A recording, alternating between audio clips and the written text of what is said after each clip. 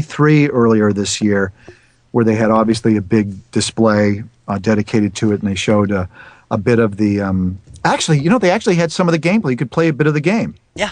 At E3, yeah, it was really quite interesting, and showed some of the cinematics and what was happening. It really looks. I mean, it looks fantastic.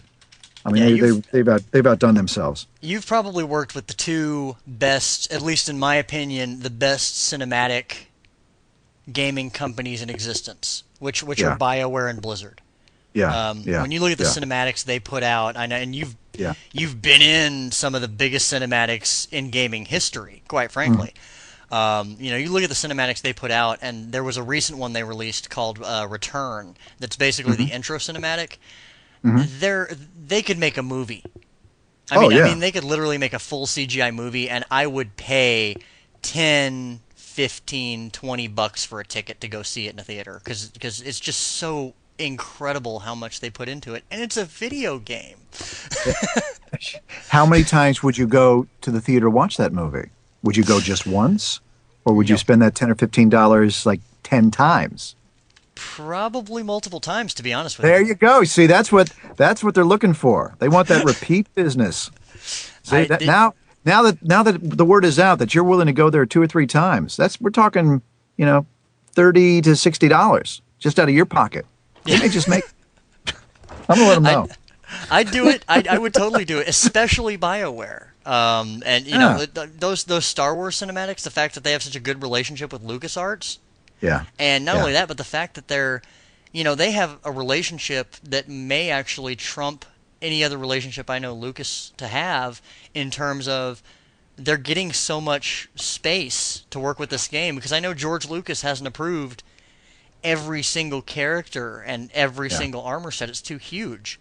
So he's got to have a big form of respect for them, just as how much they're doing, and he's saying, okay, that looks good to maybe one picture when there's 10 others. So if they've got his respect, I can't really. Yeah, I mean, he still is pretty hands-on. I don't think a lot of stuff goes out that either he doesn't approve or people that he really trusts have approved, because they tell me that he'll make slight little changes of, no, I don't like the color of this guy's outfit. Change it from yellow to green. You go, okay. Wow. It's going to cost us $100,000 to do that, but okay, if that's what you want to do, then we're going with that. I don't care. I'm George Lucas. That's essentially they go. If George wants it, George gets it. Oh, what a life he must lead! How horrible. I would love to go up to Skywalker Ranch at some point. That would be a lot of fun. I've had several friends that have gone up there to do some work, do some voice work, and they say it's pretty amazing. I haven't obviously been in there for obvious reasons, because I would probably be looked at funny and said, this is not the Fanboys movie, you need to go away. But yeah, Zim and Chad actually called out Fanboys. But at the same time, I went out there, and just looking at it from the road, you look at that beautiful piece of land in that area, and you see Lake Ewok, or Ewok Lake. Yeah. And his house lit up in the distance. It's almost a surreal sight. Like, that guy has literally hit, maybe, not going to be blasphemous, icon status. There we go. Oh yeah.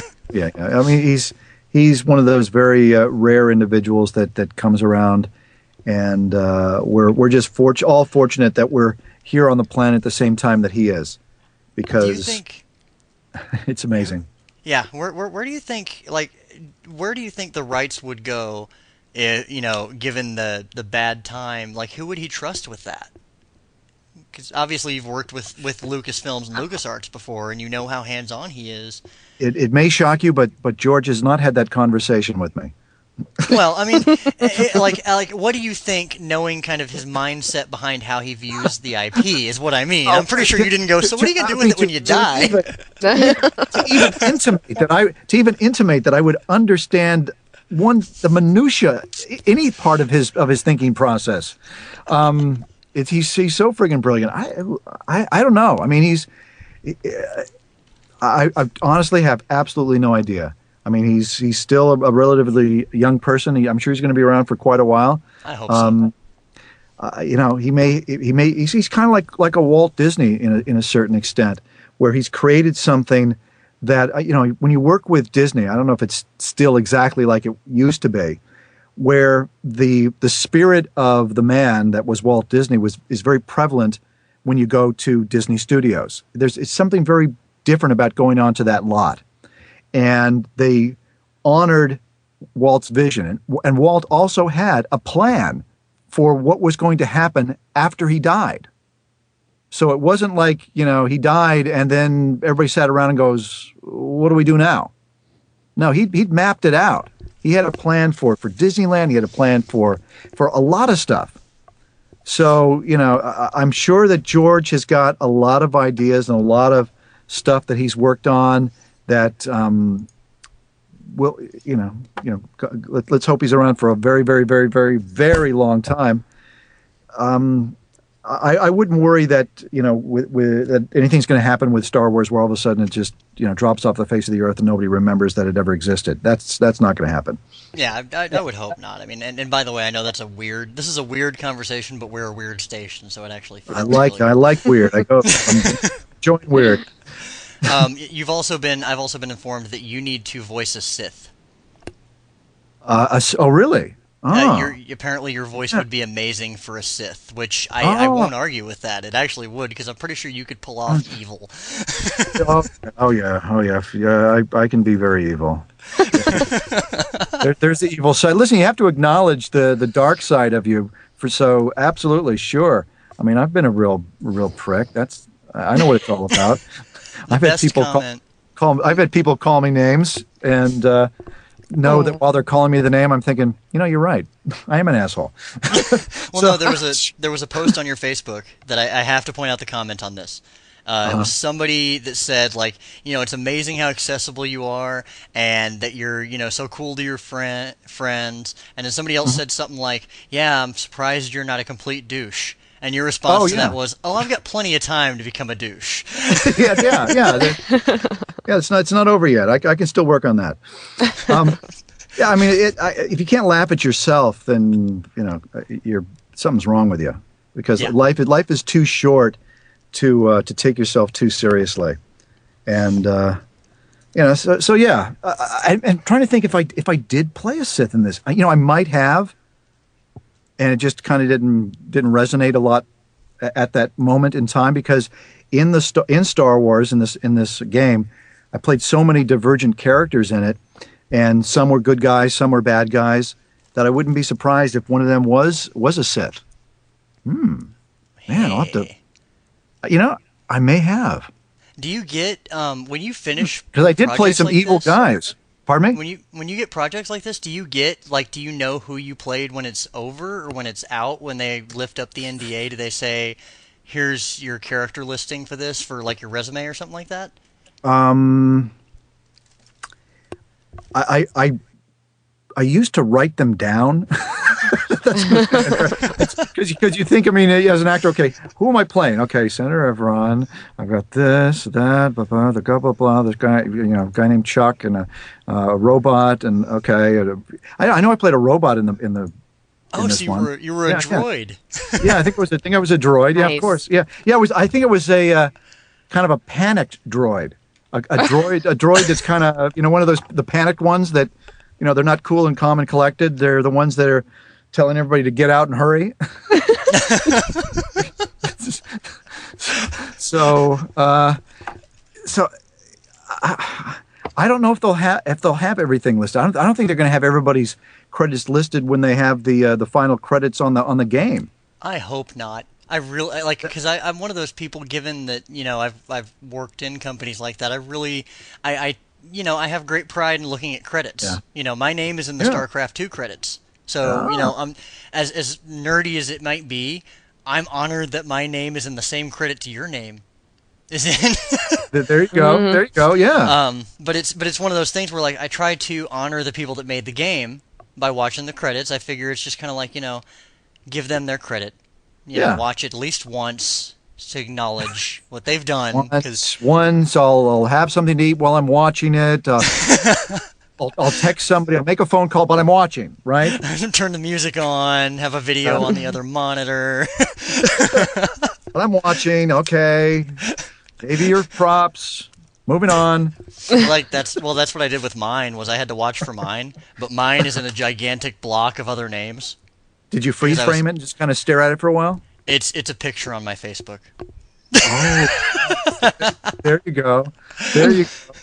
It's literally like my name is tagged, and I'm like, look, I'm in Starcraft 2.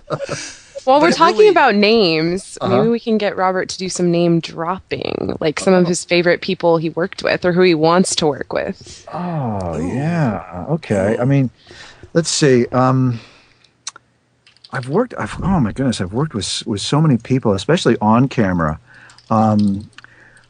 This last season, I worked on a show called Big Love, where I guest starred on that with Bill Paxton, who is phenomenal actor. I mean, he's so gifted, and was in one of my favorite movies, which was Tombstone. Which you guys ever seen that Tombstone? Yeah, I actually went. When I went out to LA on my way back, we stopped in Tombstone because of that movie.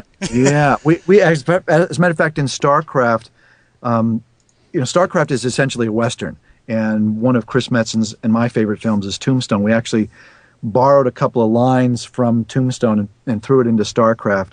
There's one line after the shootout at the OK Corral where Kurt Russell turns to the guy that's playing Sheriff Behan and says, I'm going to arrest you all. And Kurt Russell says, I don't think I'm going to let you arrest me today. Well, Raynor says that in the game. That was a kind of a tip of the cap to Tombstone. I worked, let's see, what are the shows I worked on? I worked on The Mentalist earlier this last season as well with Simon Baker. I love that show. Yeah, he's so friggin' good. And if possible, he's more handsome in person than he is on camera. The guy is, you just look at the guy and go, wait a minute, this can't be. Come on, get out of here. You can't be this good looking. Do you know what episode that was? And a nice guy. Pardon me? Do you know what, we're being asked, do you know what episode that was? Oh, yeah, I think it was called Blood for Blood. It was the episode about the little girl that her father was witness protection and he gets killed at the beginning of the show, and she's up in a treehouse and they all think it's somebody else that killed him. That was a hit. I play the attorney. I play a lot of attorneys on camera. One of the attorney that is, I guess, defending the guy that they all think killed him, and it turns out didn't kill him. So that was, I think, it repeated just, I want to say like 2 or 3 weeks ago. Gosh, I should go through my resume and start thinking about. Worked with Seth Rogen on The Green Hornet last year. Really? Oh, nice. Yeah. I played a politician in that film at the funeral of his father, but got to spend the day with Seth and hang out with him. Incredibly cool guy. That's going way back. The first major star that I ever got to work with was Peter Sellers. Wow. The Pink Panther. Yeah, I was just a little kid at the time, and he did a commercial, and I was a valet attendant or something, and worked with him. I've worked with Charlton Heston. I've worked with. Wow, Charlton Heston. Yeah, I've worked Charlton. I mean, it goes on and on. I mean, with Andy Griffith, which on Matlock. Worked with Peter Falk on Columbo. It's on and on. I mean, worked with Kathleen Turner on a film called V.I. Warshawski. Incredible day working with her. It was just her and I and this one little kid in the scene. So the whole day just working on this one scene. Worked with James Spader several times. Worked with oh my goodness, Diane Keaton in Baby Boom. Robin Williams. With Robin Williams on 1 Hour Photo. Robin Williams he's actually a very, very shy guy. In real life. Yeah. He's not one of those people that is just constantly on. he's on when he's on, but when he's not on, he's